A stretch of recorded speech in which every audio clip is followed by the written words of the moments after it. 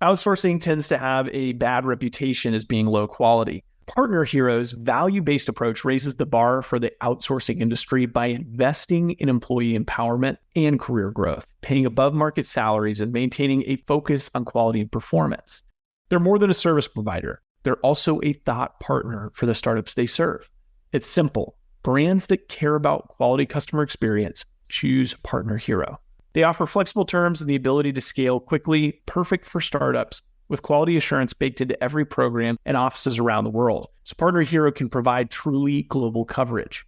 Outsourcing has long been available mainly to big businesses, but Partner Hero is challenging business as usual by bringing the benefits of outsourcing to businesses of all sizes with short, flexible contracts and fast ramp-up times. 10 years ago, when we were launching the Action Catalyst, we could have used a few extra hands to help us scale quickly, even if it was just for a short while. You can bet that with their expertise, fast onboarding, and core focus on quality, Partner Hero would have had our attention. If you're ready to bring in outside customer support help for your startup that feels like it's a part of an existing team, check out Partner Hero.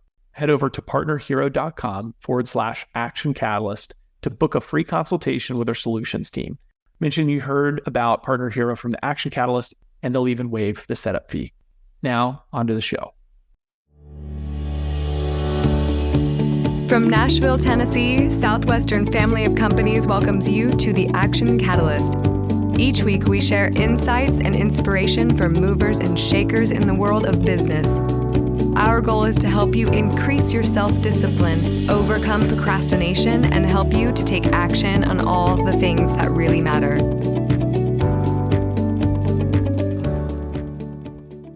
Finding strategic marketing clarity.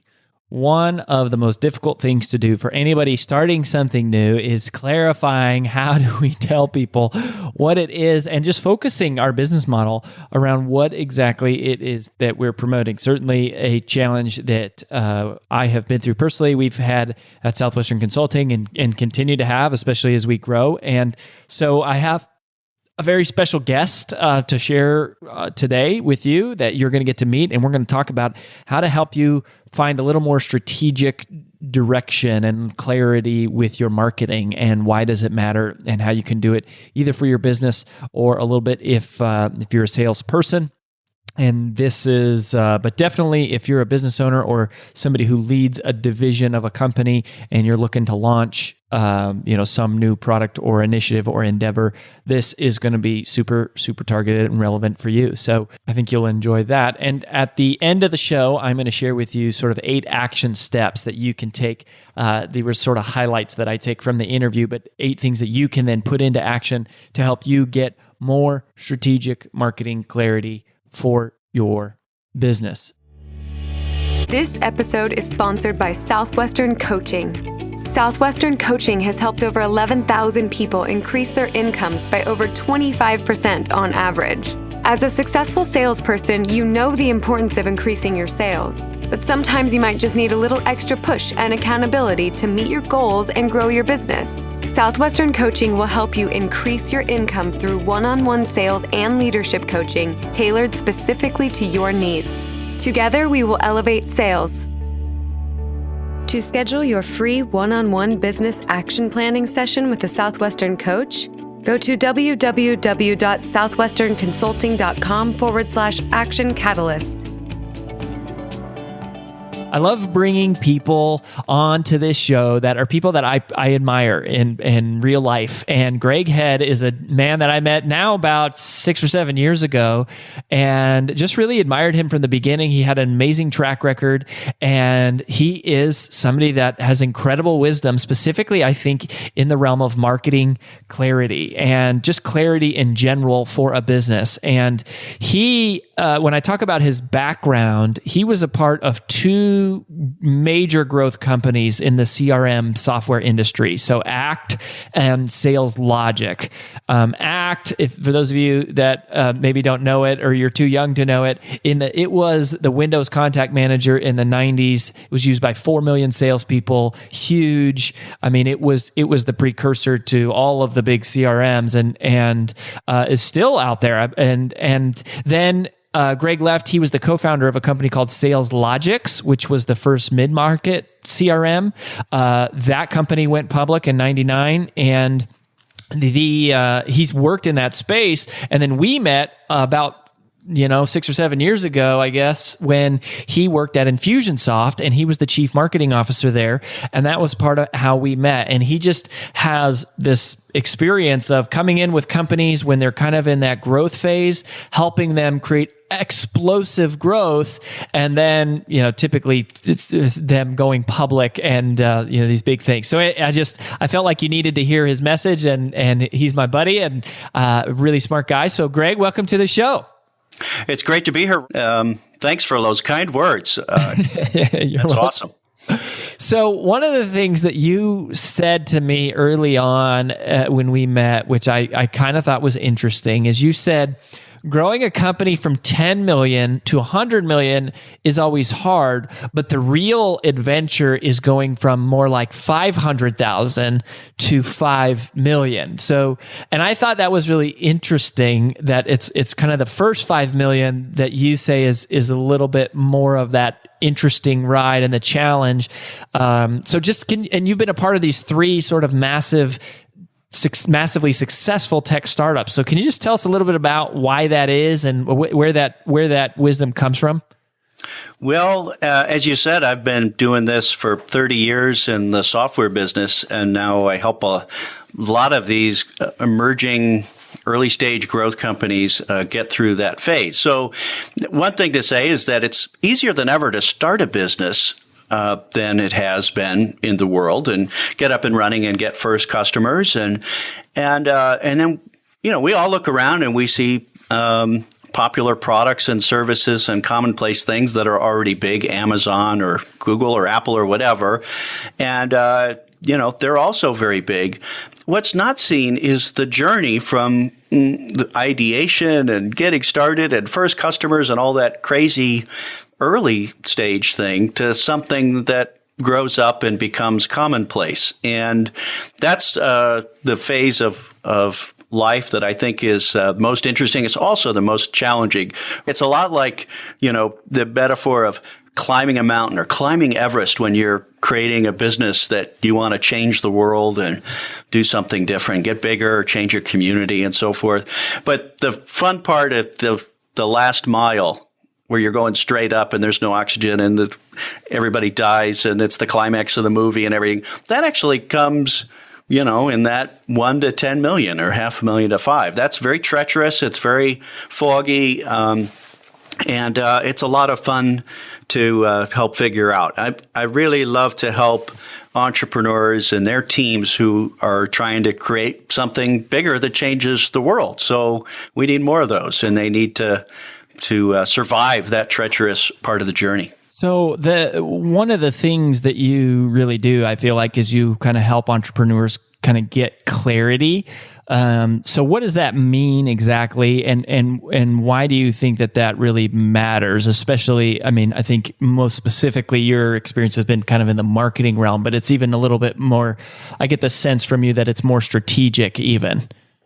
Yeah, well, it's funny. I don't know if you've ever been to an early stage company pitch contest or seen small businesses that are just starting and people stand up and try to describe their business. And for 5 minutes, everybody kind of squints and raises eyebrows and says, I don't really understand exactly what they do. And, that's kind of the fun part. And then we see up and running businesses and it's crystal clear what they do. And, that's just part of the game that's required to make a big business. You actually have to figure out what your clear, focused message is for the world that the world can hear, and create the focus. Why is that so hard? Like, why is it? Because you're right. People stumble and fumble. And a lot of people here listening are in sales, and it's the same kind of thing, maybe not at the same scale, but it's like you stand up at a networking meeting and people ask, what do you do? And we either say something that's really boring and like not unique or captivating at all, or we stumble through like this big, long, like, bleh. Well, That's just natural, and we're human, and our brains want to do that. I find the journey is a lot like going from the early stage, getting started, many things to many people. It's kind of an ADD, attention deficit disorder, right? Running in different directions, trying to be this for that group and this for that group, and saying yes to everybody. And the journey of growing up a company is to find a focus within there. The better customers, the better story, the better product, the better business model within there, and get really OCD about it. Obsessive compulsive. So anything like our smartphone or this podcast technology or that burger we had that was awesome, if you look behind it, the whole team in the business is focused, just laser on every little detail of it. And we want to buy the best in the world. So things that scale up narrow down their focus and really get great. It takes a lot of extreme focus. And that's the trick, is to go from survival mode, selling many things to many people, to something that narrows down. And now those things that grow up, all of them had their point where they just were narrowly focused. Look at Amazon. It's everything to everybody right now that you can buy with one click. But at the beginning, it was just books, just online books. Right? Even narrower there, until they were a multi-billion-dollar company, dominant in the rest. And then they added, as you remember, DVDs and CDs. They snuck that in, but only after they were public. They didn't start being everything to everybody. So it's kind of the misconception and the myth that you start out selling, being many things to many people, selling to everyone. But you got to narrow in between. Yeah, I think you said things that scale up do so by narrowing down. Like that's a big takeaway is, so you kind of start off doing a little bit of everything, but then you got to sort of find your place. It's almost like you start broad, then you go narrow. Yeah. And then once you break through the barrier, like Amazon, then you can go wide again. Right. And and most people don't see that narrowing, that early stage journey. It's always there. It's a magic trick that always works. Look at anything that's big and go back to really learn about their first growth spurt.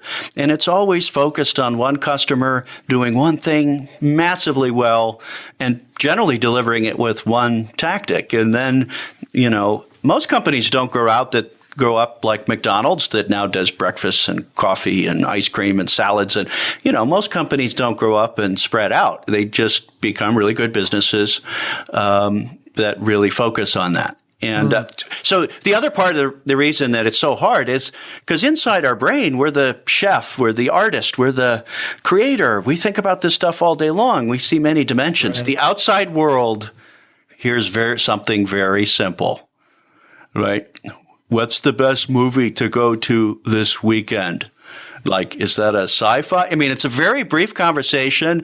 People pour over making a movie for 10 years, thousands of people. Every detail is just, it's just poured over. And on the outside world, it's a very simple decision. Is it a sci-fi movie? Who's it for? What are we going to do? So it's very difficult, especially for entrepreneurs running the business, to put themselves in the outside world's shoes and Google themselves, which is a very simple thing. And then we click on the top one and then we want to buy. Yep. So it's our brains just aren't architected for it. But going from ADD to OCD is a requirement of creating something that scales up. That is wild, going from ADD to OCD. And you said focus on one customer doing one thing massively well, usually with one tactic. So I want to get a little more specific here, because this is something that's hard. I think it's hard to go, well, I don't want to choose something because that means I'm leaving something else behind. So when you talk about focusing, in my head, the way I see that is I go, okay, is it focusing our product offering that matters? Or is it focusing our business model that matters? Or is it focusing more on a target market, like a specific customer? Because to me, those are like three different things that you can focus. Like Amazon was pretty I don't know. Like, do you think is it all three of those that need to be focused, or one of the three, or does it depend? Well, it's actually a few more than three. That's why it's tricky, right? And it's kind of a prism game. Customers with this thing, and clients really don't care about your business model as much. Maybe the business model is displayed through a benefit, instant delivery, 1 million books available, or something like that. But it is those things, and they work together. Your first question, though, is who, and this is the biggest lever for everybody in business. And you talk about being more productive and creating bigger results, and we all have so many tools and tactics to do that. The same thing exists in the marketing and selling and revenue generation world. There's so many tools and tactics and techniques and so forth that people are ignoring the biggest lever they have, which is if you aren't really narrowing down who you're best in the world for, you're just going to be another mediocre player on page 3 of Google, effectively, or not following the conversation. So the first game to play is who do we serve? And it's not just everybody, like small businesses. At Infusionsoft, they sold to, quote, every small business. When I got there, and they had slowed down because not every small business was ready for the capable power tool that was Infusionsoft sales and marketing automation software. When we started narrowing down on just the small business owners who were ready to grow up from their basic email marketing software to something more powerful, and we kind of ignored everybody else, the company went from flatline growth to doubling in 18 months. Because the signal got heard and we executed great inside the building. But it was one of those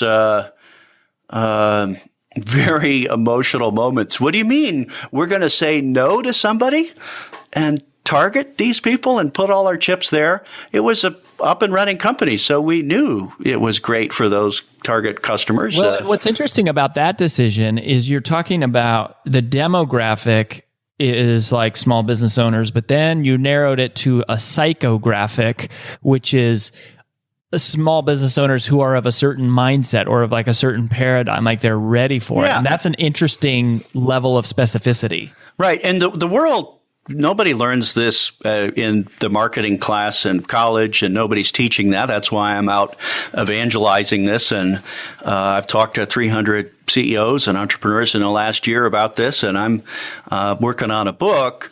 It's because it is those words don't mean much. Target market, target customer, branding, they really don't help execute. The reality is any business, if you look at what's working inside the business, they're reaching a very small subset of the potential market and doing great things for them.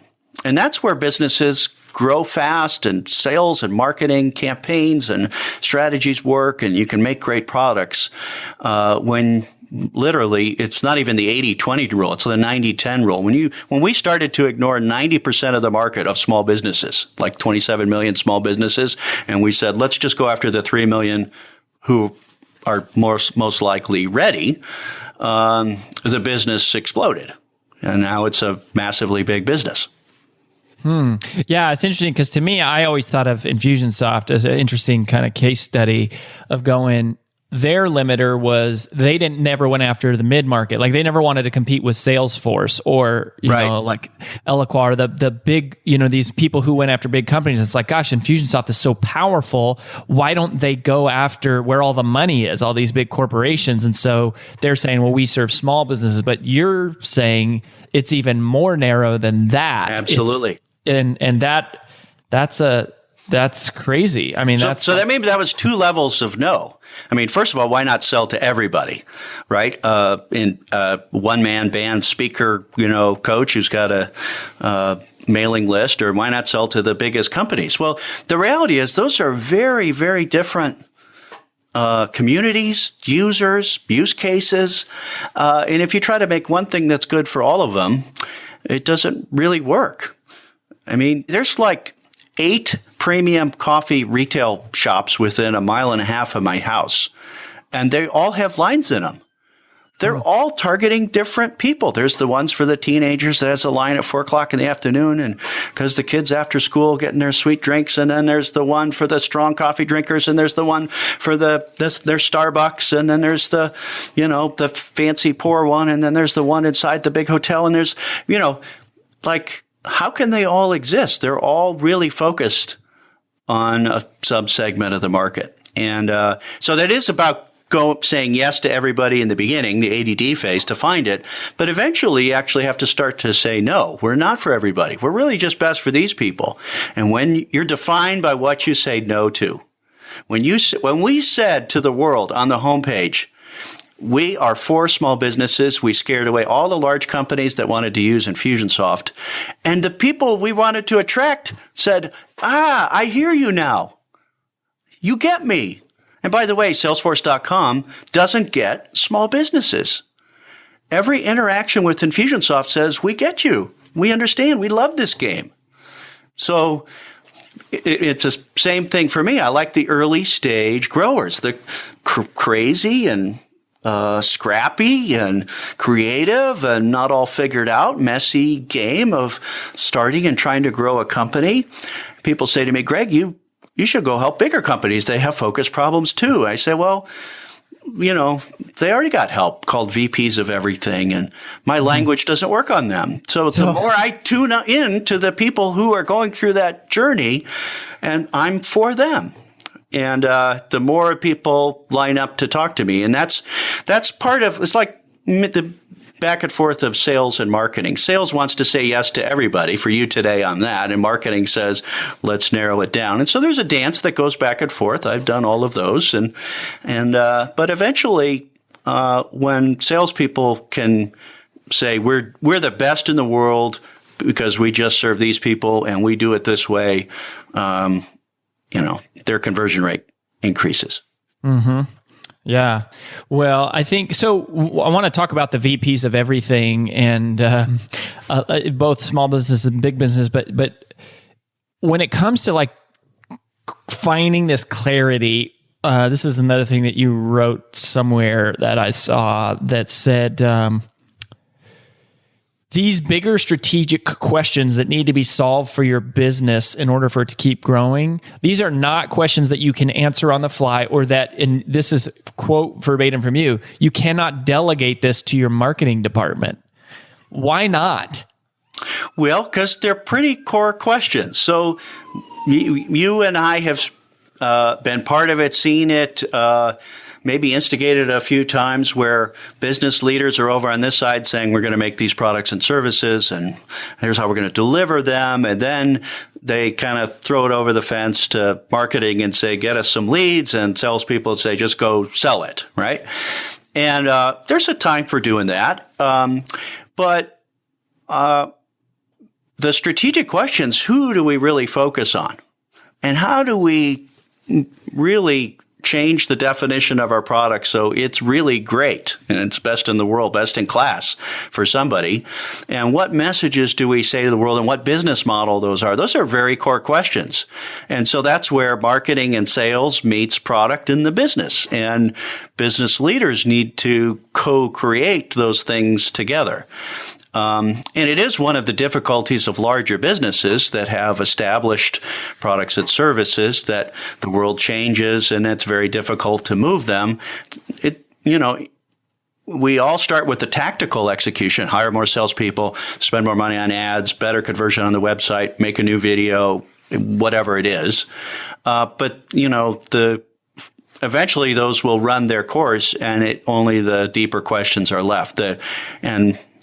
This is where marketing, maybe with a capital M, and the strategy comes right into the core of the business. And that's one of the reasons I like working with the CEOs and their leadership teams themselves, is we can move all the pieces around, including the business and how you aim and all that, and then, make all the tactics work better. So how do you know what you should say no to. Like, how do you know what to say no to? I thought that was you a few minutes ago said something like you're defined by what you say no to. But what's the indicator of, like, how do you find that? Is it just your passion or like? Well, once you're on this journey, right, from kind of going from wide to narrow, and just you need to try a bunch of things and see what works and find the things that work. And by the way, the things that work, the messages that resonate and create reaction, the products and services that people love and keep using, not everybody has the same happiness factor. So as you get going, there's a sorting process to say what's really working and what isn't working. And that's just a fun part of the growth game, is to keep sorting. It's kind of like going to the optometrist. So this is a practical sport, right? This isn't like a MBA, high science or whatever. This is just get in the game and start seeing what works. It's like going to the optometrist and they say, with the two lenses on your eyes, this one or this one, this one or this one.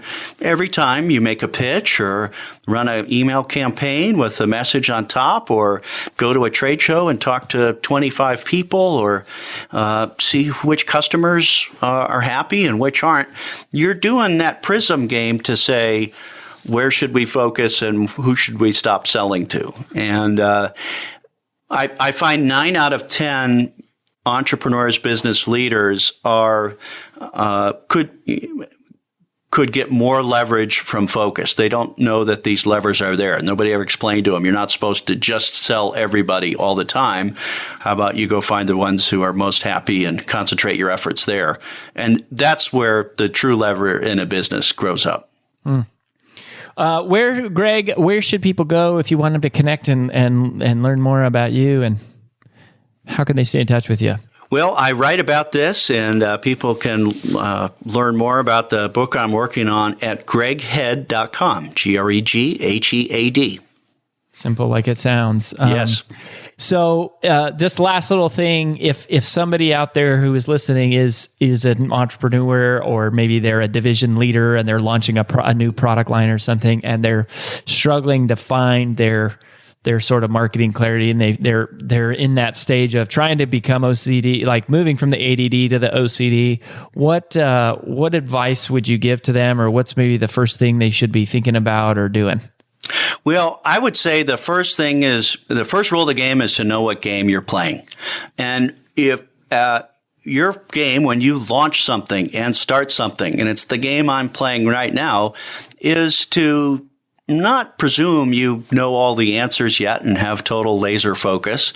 You've got to go out there and try it. So know what game you're playing. Have a hypothesis about what's going to work, and know that you're trying to eventually play more focused, but get out there and try things and see what works.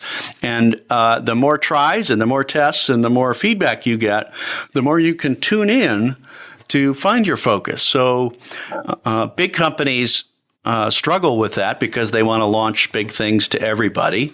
And little companies have to survive and get through the month. And they cast the wide net. So don't confuse the getting started and learning where to focus with, I've got my focus and it's all figured out. Everybody's figuring it out, and it keeps moving around. And it's pretty difficult. It's hard to be simple.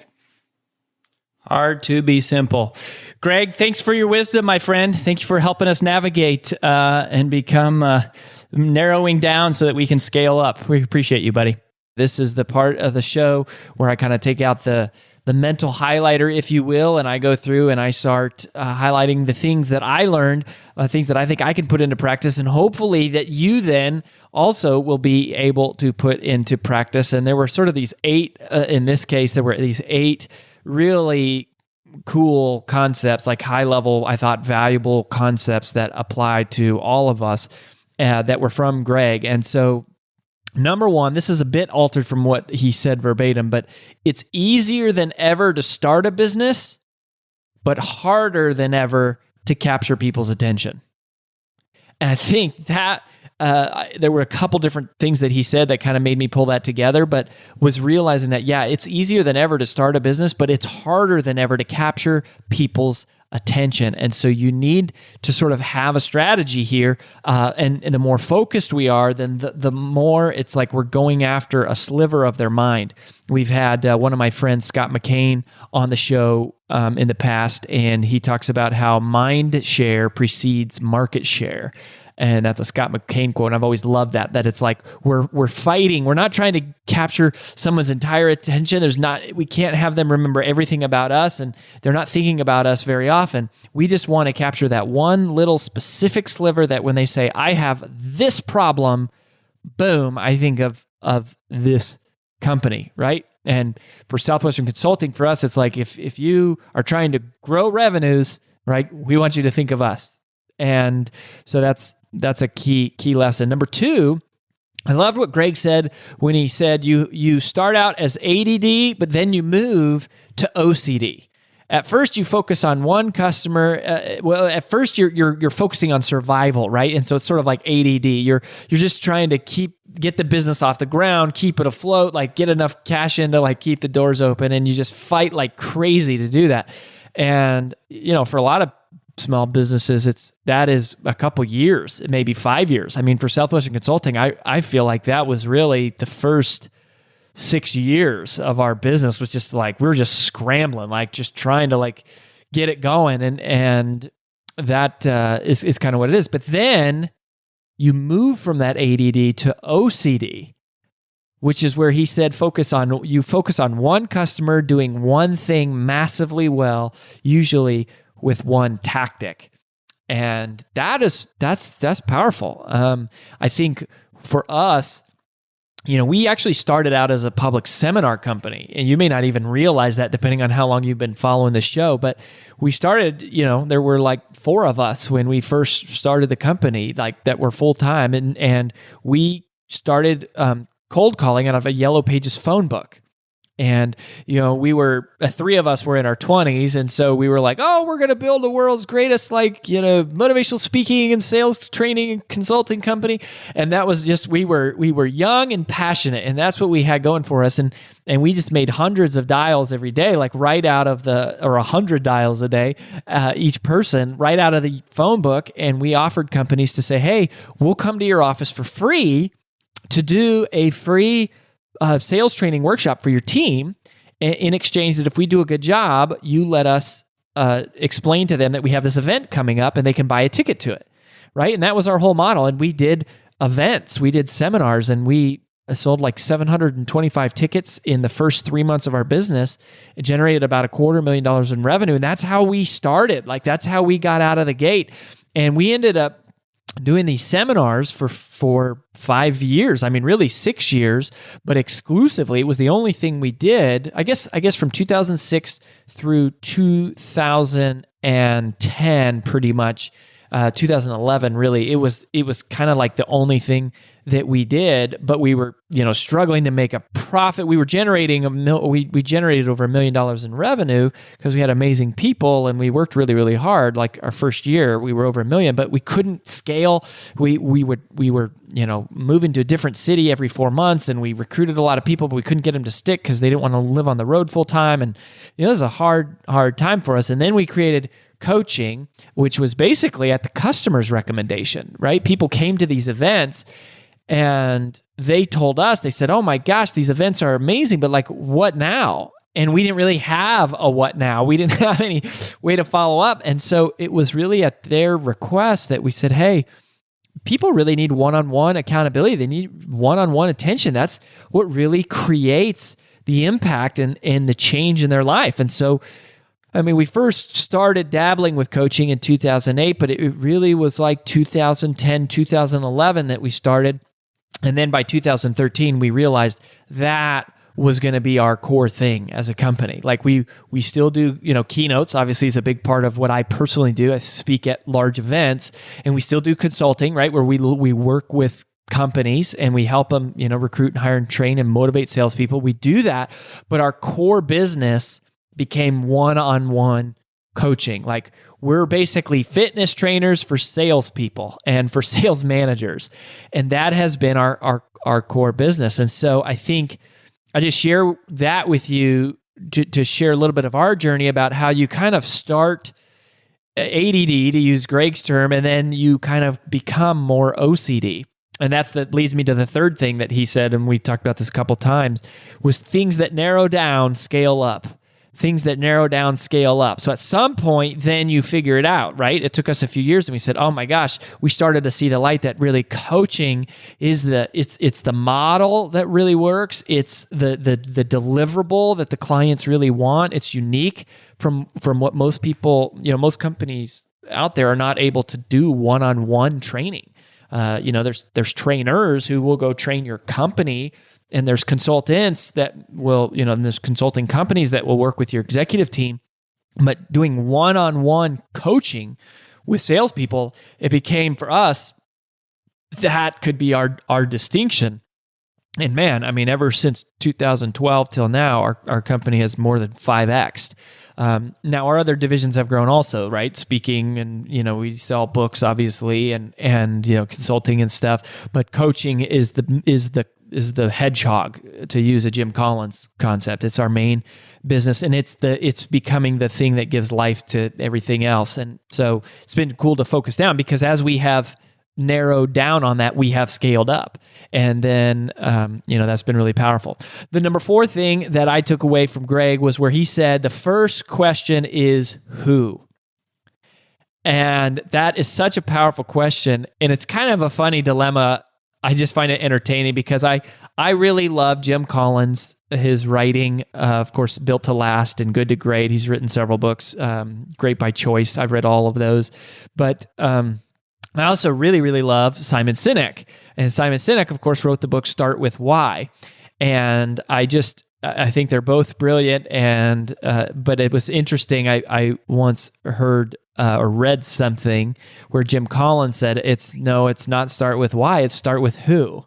First who, then what. That is a concept right out of Good to Great, is that you first who, then what. But I think he was talking more about it in terms of recruiting, but it was interesting to hear Greg here bring it up in the construct of marketing, right? Or of sales, as first who, getting very, very clear on who you're going after. And I think that's one of the things that, just to, again, this little, our little mini commercial that we run on, each of these episodes, and the one I just did for Automated Revenue Machine, we've really said, hey, we're going to go after speakers and authors. Like that is our core target, because those are the people we think we can really serve with our expertise within Infusionsoft. It just so happens that we use Infusionsoft, which is where Greg used to work, which is kind of funny how it all ties together. But we're going after that. When we do one-on-one coaching, we have, there's basically 6 core industries that the majority of our clients happen to fall in. And so over time, it's like, hey, I think all of our sales team, we've all figured out, hey, let's go after these 6. We still sell to lots of other industries, dozens of other industries, but the large percentage of our clientele is in just a few industries, a handful. So that's powerful, real life, personal anecdote here about our journey at Southwestern Consulting about first who. So who are you serving? Who specifically are you going after? And that brings us to point 5, the big takeaway, which will hopefully help you clarify your who, is to think both in terms of demographics and psychographics. That was really powerful when Greg was telling the story about, the company he most recently was with, Infusionsoft, which, we're using, big fans of and are now resellers of, is that they not only focused on small businesses, that was the demographic, but then they focused on small businesses where the owner was really ready to get serious about growth. And that was more of a psychographic. It's more of a mental state of mind than it is a physical description of a person, which would be demographics. So whatever you're selling or whatever business you're involved with or whatever target customer you're going after, think about, who, and think about who not only in terms of demographics like age, gender, income, education level, region, all the normal things like that. Think also in terms of psychographic. What is the person experiencing that you're trying to reach? How are they feeling? How do they see the world? What are they struggling with? What is their belief system? Would be a great way to come about. How do you land on somebody's psychographic is what is their belief system? Not just the demographic, like their physical characteristics, but their belief system.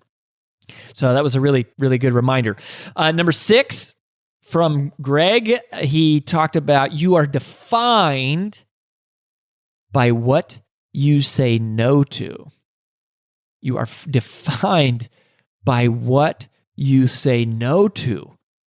That has lots of far-reaching implications. I mean, what are the things that you don't do? Who are the people that you don't chase? So in addition to kind of this whole little theme on these last few questions, or these last few highlights, in terms of identifying who, is not only who do you go after, but who do you not go after? Who do you avoid? Who do you ignore? Who do you just let be? Who do you not care if they buy? That's a radical thought. That's forward thinking. That's different, right? Is the idea of going, hey, who do I not care about? Like, who am I not going after?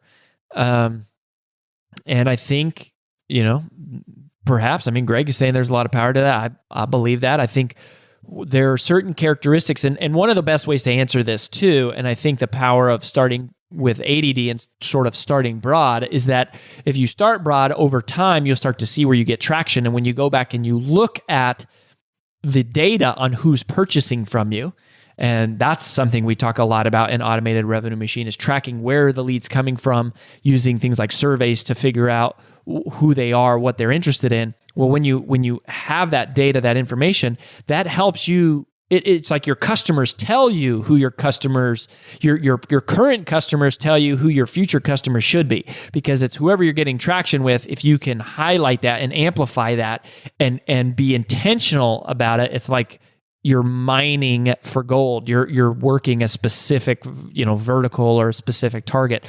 But they also tell you who you don't need to go after. Who do you not need to spend time, energy, money, resources, marketing dollars, man hours going after, because they're not really a core fit.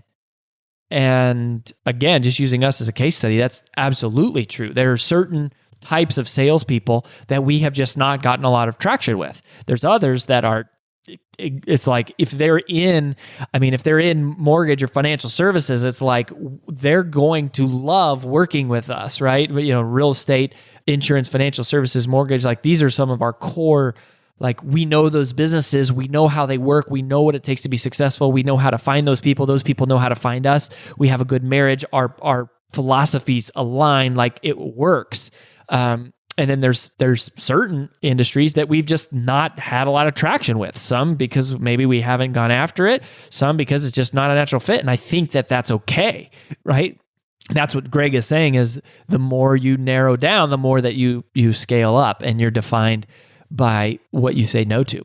Number 7, it was get in the game. And this, I think, is so powerful. We cultivate the habit of action by demanding progress and completely freeing yourself of the demand for perfection. You cultivate the habit of action by demanding progress, but freeing yourself of the demand for perfection. And then the metaphor or analogy that he used was like going to the optometrist, where it's like, you can sit around and pontificate in a strategy meeting. Should we do this? Should we do that? Should we say this? Should we say that? Like, you can do that, or you can just go out and test it and see what works. And that's one of my mentors and business partners, Henry Bedford, who is the CEO of the whole Southwestern family of companies, right? So the parent company of Southwestern Consulting. He's just a master of this, and this is his philosophy. Is and he hates meetings. Like, he doesn't want to be in meetings. He wants to we have to do some, right? But it's like he wants to get out and test and try.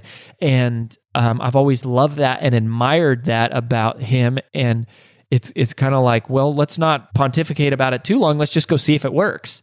And, the optometrist analogy of like, is it this one or this one? And you learn by testing. And that is also very connected to number 8, the big takeaway, the final one for me, which is where Greg just said, the more you try, the more opportunities you have, and the more tests that you make, the better you become. Right? The more you try, the more opportunities you take, the more tests that you make, the better that you will become.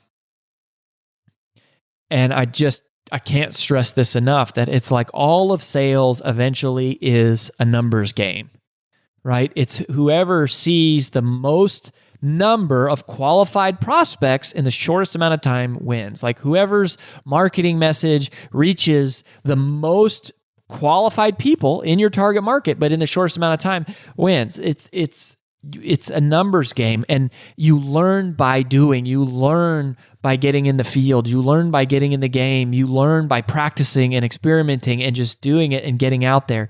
And it's Southwestern Advantage. The company I worked with in college, they used to have this phrase that said, "The answer's behind the next door." The answer to every single problem is behind the next door. Sales is a numbers game. Marketing is a numbers game. Growing your business is a numbers game. The answer to every problem is behind the next door. So whether you feel like you are ADD or you are OCD, remember the answer is behind the next door. Just keep going, keep going, keep going. Well, that about wraps up the Action Catalyst podcast for this week. If you haven't yet, please log in to whatever your favorite medium is to listen to the show, and both rate this podcast and leave a comment, as that helps new prospective listeners determine if the show's really a good fit for them. If you enjoy this podcast, please make sure to subscribe, leave a review, and screenshot this episode to share with your friends on social media. Make sure to follow us on Facebook and Instagram at Action Catalyst, and subscribe to our video podcast on YouTube. Thanks for listening.